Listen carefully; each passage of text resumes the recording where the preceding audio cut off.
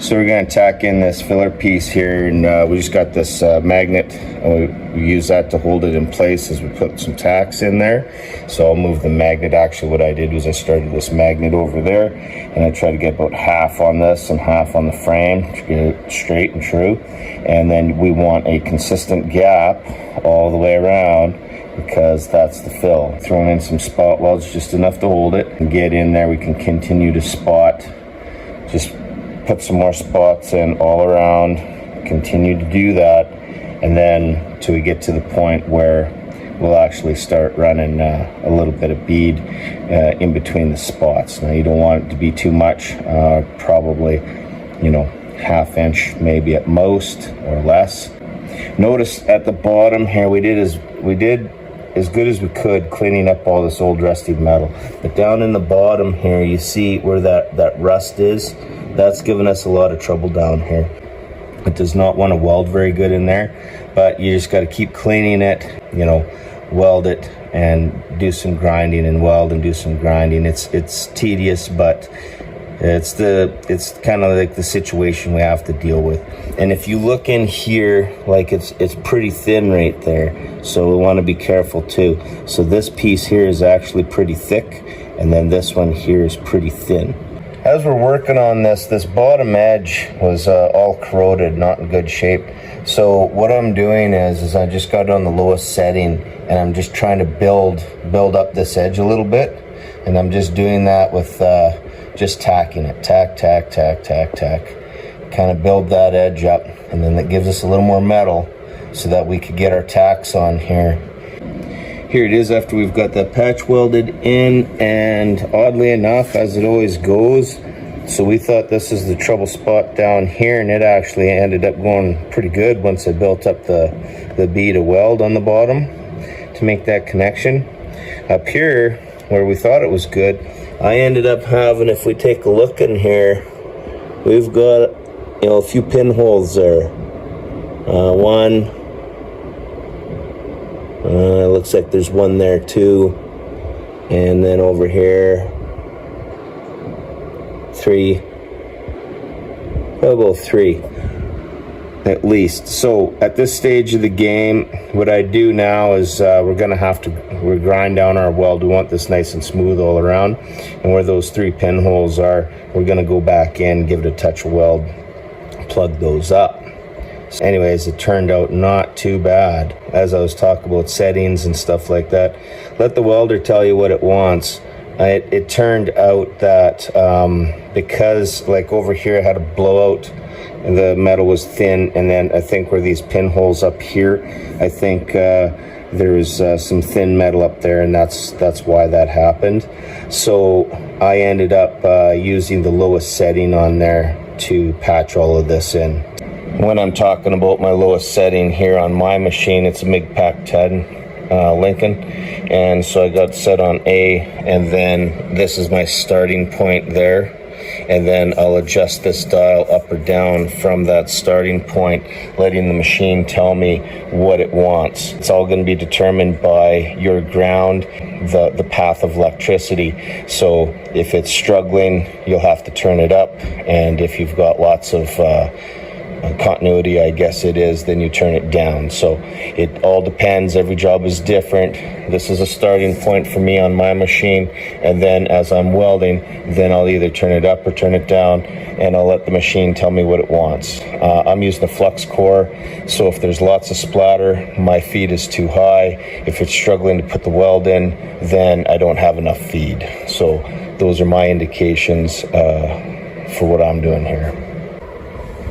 We've got that patch filled in here, and we just finished grinding it off, finishing it off, so it's nice and smooth. Now the next piece we need a piece in here, because this is all rotted out, and then we got some holes in there on both ends. This is pretty thin and weak in here and there, so on and so forth. So we made a patch. So basically I sprayed that high heat primer. You know, got to use whatever you got available. Something's better than nothing, even if you had like paint or something to try and protect that metal. And so I sprayed both sides, that side and this side here of the panel, that there's the panel that we got kind of fit in place there. What we'll do is we're gonna leave a little gap there, because where that butts up against here, we're just gonna leave a little gap in there, and then hopefully you can see over here where that's kind of close to the edge there. So it gives us some space to weld, and hopefully we'll grab the material behind and this at the same time. We're gonna start from this side, and then we're going to work our way over to this side over here, because as we're working with this, this is just kind of bent, like we started to bend this, but it's going to need to be kind of hammered into place as we tack it and weld it. So, and then once we've got it all tacked and welded in, then this will be all good metal for when we end up putting our support that's going to connect to here and to here. So here's that patch we're putting in there. So what I did was I started off on there. That was our first spot, and I stitched that all the way along there.